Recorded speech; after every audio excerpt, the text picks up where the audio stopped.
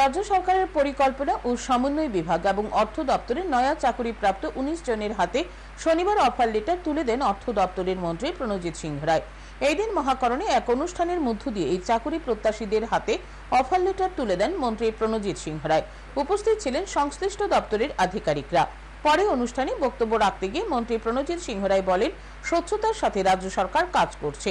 জিআরবিটির মাধ্যমে group C ও group D পদে নিয়োগ করা হয়েছে। যারা চাকরি পেয়েছে তাদেরকে চাকরি পাওয়ার জন্য আরো কাছে যেতে হয়নি।